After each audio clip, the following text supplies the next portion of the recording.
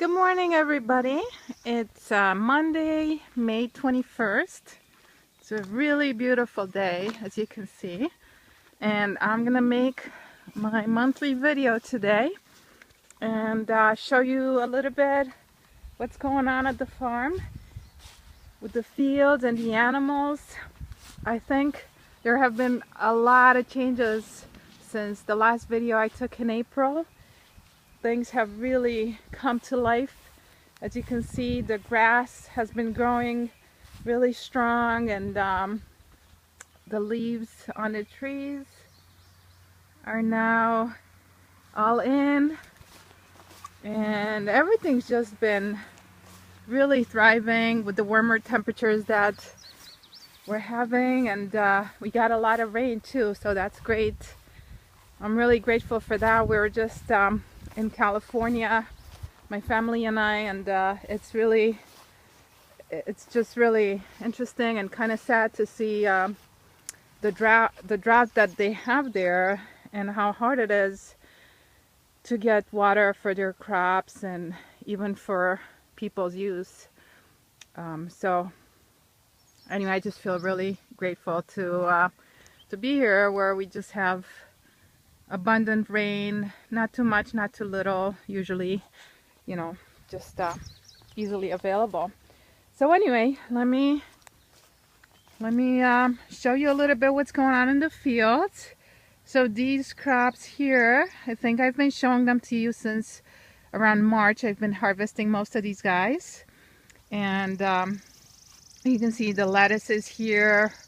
They're pretty much done. You know, they look big and they still look good, but I'm pretty much done harvesting them.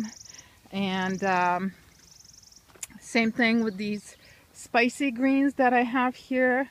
This is Mizuna, and there's arugula further down with the white flowers. So these guys are also done harvesting, but I'm letting them go to flower because I don't know if you can see all the different wasps and the other insects on them. All beneficial insects, and bumblebees and bees and tiny little wasps. So I'm letting these guys stand in the field to attract and feed the beneficial insects that in turn help me control pests on the farm. You know, we never spray anything, any kind of chemical or any kind of insecticide, whether it be organic or conventional. So we do rely a lot on natural methods, such as these insects that control, these beneficial insects they're called, because they're beneficial to us because they help us control the pests. Plus, I just think the flowers are really pretty, so I like having a few flowers in the field. Alright, so the carrots here are finally ready, I think. I'm going to be harvesting these guys this week. So let me see. Let me try pulling one out right here. Yeah. Pretty decent size. So I'm going to be... smells so good. I'm going to be harvesting these guys for this week's sale, which I'm doing a weekly sale right now for every Thursday from 3 to 6. And then I sell vegetables also to Oyster Club and Fiddleheads in New London. All right. So let's see. Just gonna show you what else is going on with the greenhouse. It's so beautiful today, and it's been really beautiful.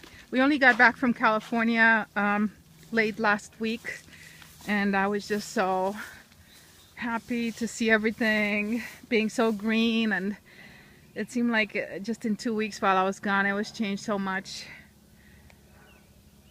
It's just it's good to be home, and it's good to visit different places and appreciate, you know, what we have.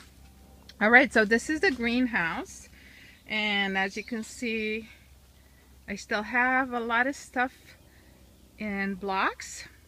So a lot of lettuces, right here at the end, and got some California poppies over here. Actually, gonna put them outside really soon. And what else? More tomatoes coming, and basil that needs to be transplanted. Got some kale over here, nasturtiums, cukes and cucumbers and squashes, and here are more salad blocks that I just seeded the other day. So all of these guys are gonna be transplanted outside as soon as they're big enough to go outside. And then the rest of the greenhouse, I have lettuces, more lettuces. So we plant lettuces every 2 weeks because we don't want them getting bitter. So we harvest them 2 or 3 times, and then we move on to another bed. So that's why you see so many lettuces all over the place. And these guys are tomatoes. They're looking really good. We just transplanted them. I think it was the first week of May, just before I left for California, and then I came back last week and they're already so big, so it's great to see that. And more tomatoes here. Different tomatoes, cherry tomatoes, they're heirloom tomatoes, regular tomatoes, you know, a whole mix. And then here I got my eggplants looking really good, nice and tall. And peppers, different kind of peppers, Italian peppers, sweet peppers, and regular bell peppers, and then a few jalapenos. So that's what's going on in the greenhouse. And let me show you a little bit. The orchard, there's a little bit of bad news, but hopefully it's not as bad as I think it could be. Which is that the gypsy moths are back. I don't know if you guys remember from last year. It was a terrible gypsy moth season, and we had to squish them by hand. And we were able to save our trees, but it was so much work. And so we were really hoping that they wouldn't hatch out again this year, but they did. And see, here they are. You can see them. So what I am hoping now is that, I'm going to squish these guys. The natural control for these guys, you know, I think a lot of people spray for them, and you can do that, but we don't. So pretty much our main option is squishing them by hand, like I'm doing right now, and putting these sticky tapes. It's this thing called tanglefoot. It's just like this really sticky, gooey stuff that the caterpillars get stuck on, as you can see, as they try to climb up the tree. But what we're really hoping for is that we're gonna have enough rainy weather that's beneficial for this fungus that is a natural enemy of the caterpillars. So if the conditions are right, and this did happen last year, this fungus starts to thrive, and it kills them, just naturally kills them. And this did happen last year, but it happened kind of late, and the caterpillars had already done a lot of damage. So I'm really, even though you know, some people are not too happy with all the rain that we've had recently, I was really hoping that it would take over and make the fungus strong enough to kill all of these, but I don't know. Like, as you can see, I'm squishing quite a few of them right now, so yeah, this is kind of daunting. Look at all these trees. But anyway, we did it last year. Hopefully we'll do it again.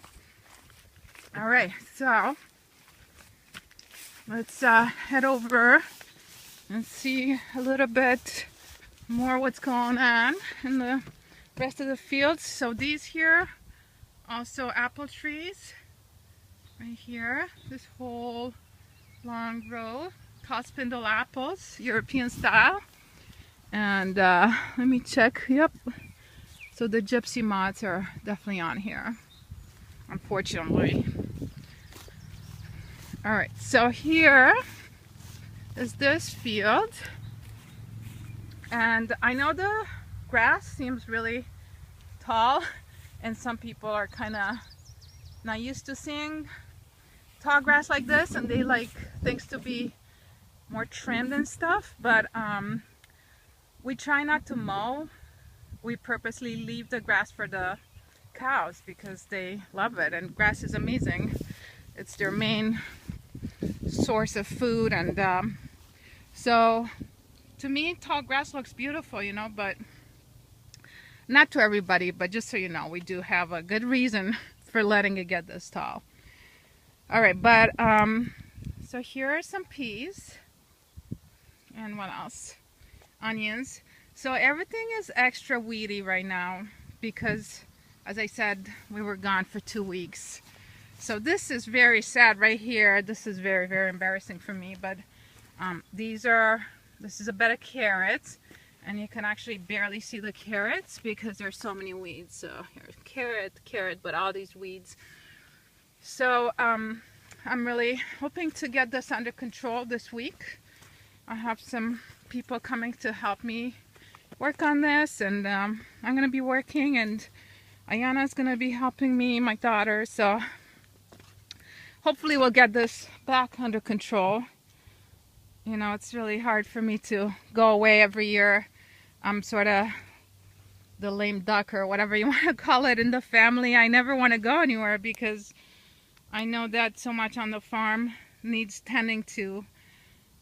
But at the same time, I always feel refreshed coming back, and I'm glad that we did go. So this is parsley, coming along really well, also needing some weeding, but it's coming along nicely.